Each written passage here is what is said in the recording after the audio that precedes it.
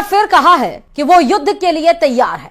पाकिस्तान के गृह मंत्री ने कहा कि सिंधु जल समझौता रद्द होने का मतलब युद्ध है और पाकिस्तान इससे पीछे नहीं हटेगा।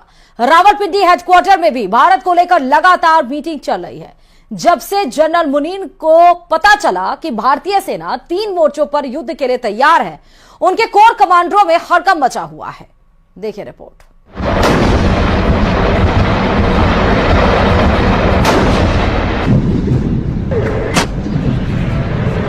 भारत के दुश्मनों को 3 तरफ से घेरा जा रहा है।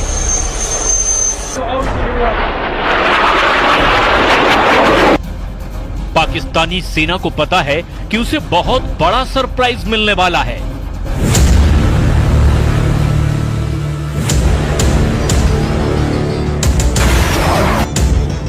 क्योंकि पहलगाम में पाकिस्तान के आतंकियों ने जो किया उसकी माफी नहीं, सजा मिलेगी और वो भी सजाए मौत मिलेगी।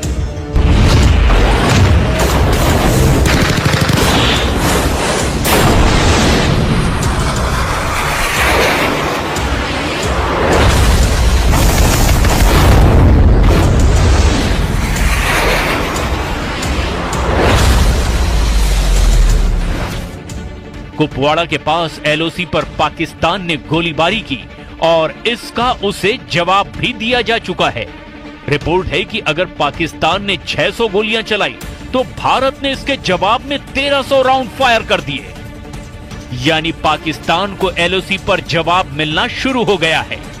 पाकिस्तान के हर अटैक के बदले डबल काउंटर अटैक हो रहा है।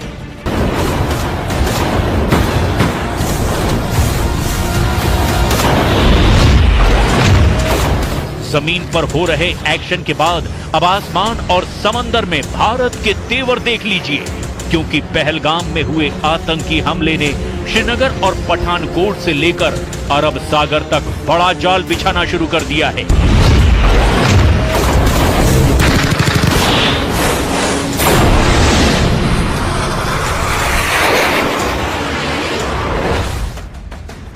एलओसी से लेकर भारत और पाकिस्तान के बॉर्डर और साथ में अरब सागर तक हाई अलर्ट है।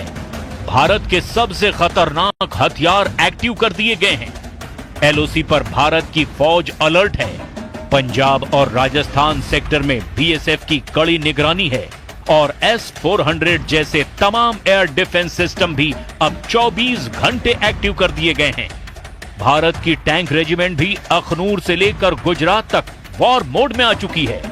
इस वक्त एयरफोर्स में 2 जहाज बहुत एक्टिव हैं और वो हैं सुखोई 30 MKI और राफाल, जो भारत के फ्रंटलाइन फाइटर माने जाते हैं।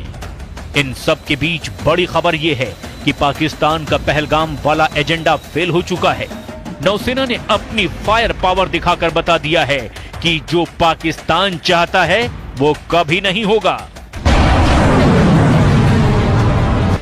कि पहलगाम में आतंकी हमला भारत को बांटने की साजिश थी, जो पूरी तरह से नाकाम हो चुकी है। आतंकियों ने देश को बांटने की जो कोशिश की वो 48 घंटे के अंदर ही फेल हो गई।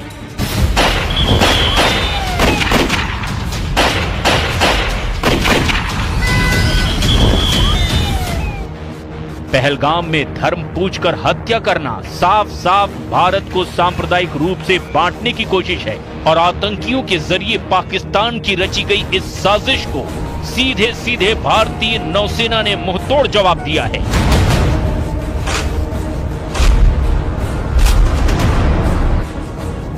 नौसेना की ओर से सोशल मीडिया पर तस्वीरें जारी करके बताया गया कि एकता में शक्ति है। एकता में शक्ति यानी भारत को धर्म के नाम पर बांटने वालों को ऐसा जवाब मिलेगा जिसमें उन्हें तबाह करने का सिग्नल भी है। इस तस्वीर में 5 डिस्ट्रॉयर हैं, 3 हैं विशाखापट्टनम क्लास और 2 हैं कोलकाता क्लास। ये दोनों तरह के डिस्ट्रॉयर भारतीय नौसेना के सबसे खतरनाक जंगी जहाज माने जाते हैं। नौसेना ने साफ बताया कि उसके वॉरशिप मिलकर दुश्मन से लड़ने के लिए तैयार हैं। दुश्मन के खिलाफ अब एक होने की जरूरत है, यानी मैसेज साफ है, बांटने वालों को अब बख्शा नहीं जाएगा। एक ही सफ में नौसेना के 5 जंगी जहाज। और इस फोटो के जरिए नौसेना ने अपनी रेंज और फायर पावर की एक छोटी सी झलक भी दिखाई है। पाकिस्तान के खिलाफ नौसेना की क्या तैयारी है, इसे और डिकोड करते हैं। सबसे बाईं ओर है आईएनएस इम्फाल, उसके दाईं ओर की तरफ आईएनएस मोरमुगाओ और उसके बाद लीड शिप आईएनएस विशाखापट्टनम। शुरुआत की ये तीनों जहाज आईएनएस विशाखापट्टनम क्लास के डिस्ट्रॉयर हैं। आईएनएस विशाखापट्टनम के दाईं तरफ है कोलकाता क्लास के आईएनएस चेन्नई और आईएनएस कोच्चि। इन्हीं में से एक यानी विशाखापट्टनम क्लास के जहाज आईएनएस सूरत की फायर पावर का भारत ट्रेलर दिखा चुका है। पहलगाम में हुए आतंकी हमले के 48 घंटे के अंदर ही भारत ने सिग्नल दे दिया था कि वो पाकिस्तान के साथ क्या कर सकता है। पहलगाम से 2000 किलोमीटर दूर भारत ने पाकिस्तान के दिलो दिमाग पर पहला वार तब किया जब MRSAM दागी गई। आईएनएस सूरत से भारत ने MRSAM यानी medium range surface to air missile launch करके बता दिया कि बदला लेने वाला इरादा कितना मजबूत है। 70 किलोमीटर तक आसमानी टारगेट को धमाके के साथ खत्म करने वाली इस मिसाइल ने अरब सागर में बड़ा सिग्नल दिया है। इजराइल के साथ मिलकर बनाई गई इस मिसाइल को आईएनएस सूरत से आजमाया गया, यानी विशाखापट्टनम क्लास का वो डिस्ट्रॉयर जिसके मुकाबले का कोई वॉरशिप पाकिस्तान के पास नहीं है। और पहलगाम में हुए बर्बर आतंकी हमले के बाद देश भर में आक्रोश का माहौल है। भारत के कड़े रुख को देखते हुए पाकिस्तान के हौसले पस्त हैं। पाकिस्तान भारत को युद्ध की धमकी दे रहा है, लेकिन वो ये भूल जाता है कि उसने कई बार भारत के हाथों मुंह की खाई। जोधपुर में प्रदर्शित यह टैंक पाकिस्तान की बुजदिली की जिंदा निशानी है। बनार रोड की तरफ जाने वाली सड़क पर रखा गया है T-59 टैंक पाकिस्तान की बुजदिली और भारत की सेना की शौर्य का जीता जागता सबूत है। पाकिस्तान युद्ध अगर करता है या युद्ध की बात करता है तो हमें इतिहास के झरोकों में झांकने की जरूरत है कि पाकिस्तान की वीरता कैसी रही है और भारत के साथ पाकिस्तान के युद्ध रहे हैं, उनमें क्या परिणाम रहे हैं। हर युद्ध पाकिस्तान हारा है। आप मेरे पीछे देख सकते हैं, ये एक पाकिस्तानी टैंक है जो 1971 युद्ध के दौरान बुजदिल पाकिस्तान लड़ने आया था भारत से, लेकिन अपने हथियार ही छोड़कर चला गया। और वो हथियार छोड़ के जब भागा तो इन हथियारों को अलग अलग शहरों में प्रदर्शित किया गया। ये पैटर्न टैंक है। तत्कालीन समय में सबसे अत्याधुनिक टैंक जो कहे जाते थे, ये टैंक लेकर पाकिस्तान 1971 के युद्ध में जो मैदान में उतरा था, युद्ध के मैदान में।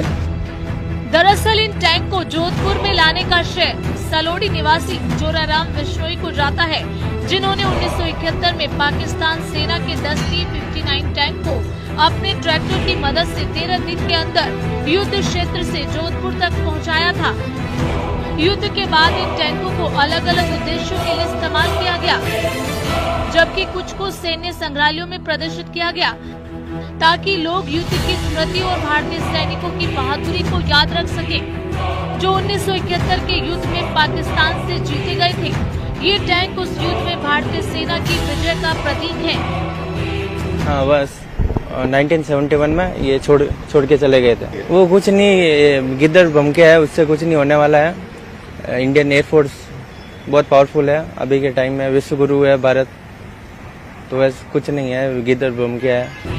साल 1971 में पाकिस्तान के पास सबसे उन्नत तकनीक के पैटर्न टैंक थे, जिसके दम पर वो।